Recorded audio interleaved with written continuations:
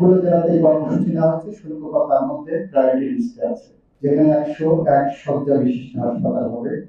সুতরাং আপনাদের যে সংকটের কথা বলছেন, এই সংকট অনেকাংশে কমে যাবে ইনশাআল্লাহ। ইকুইপমেন্ট বলেন, জনবল বলেন, অন্যান্য আনুষঙ্গিক সুবিধা অসুবিধা, সেইটা যতক্ষণ পর্যন্ত সেটা না হয়, টেম্পোরারি বেসিসে অ্যাডভোকেসিতে যেটা করার আমরা সেটা করব।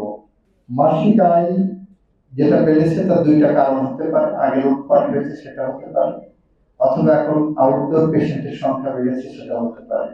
তো এই বিষয়টার উপরে আপনার একটা ইনডোর ইন্টারনাল অডিট যদি করা, আমাদের স্বচ্ছতা আরো নিশ্চিত হবে।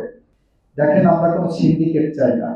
আমরা ক্ষমতায় আছি, নিশ্চয়ই আমার নেতা কর্মীরা সুবিধা পাবে, কিন্তু এমন সুবিধা আমরা দেব না যে সুবিধা সরকারের বদনাম করে বেড়ায়।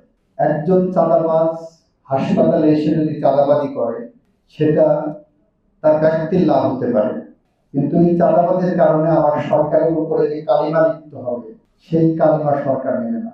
এটা আমাদের দায়িত্বহীন ভাবে সারা বাংলাদেশের জন্য মেসেজ। আপনারা দেখেছেন রিসেন্টলি বরিশালে একটা ঘটনা ঘটেছে, একজন জোর করে চেক সাইন করতে নিয়ে গেছেন দলীয় পরিচয় দিয়ে। আমরা কিন্তু রাত পার হতে দিইনি। অপরাধী আমাদের কাছে একজন অপরাধী।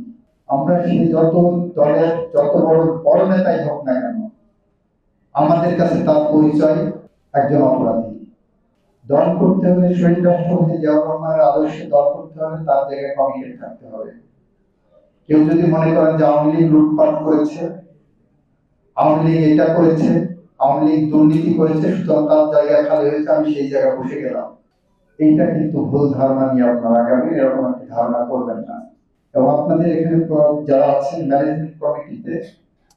ম্যানেজমেন্ট কমিটির সবাইকে আমি বিশেষভাবে ধন্যবাদ জানাচ্ছি তাদের প্রোঅ্যাক্টিভ রোলের কারণে। তবে ম্যানেজমেন্ট কমিটির কোনো সদস্যের অতিমাত্রায় প্রোঅ্যাক্টিভ রোলের কারণে হাসপাতালের কর্মচারী কিংবা ডাক্তার সাহেবরা যদি আতঙ্কগ্রস্ত থাকেন, তাহলে সেদিকে কিন্তু আমি অ্যাটেনশন দেব।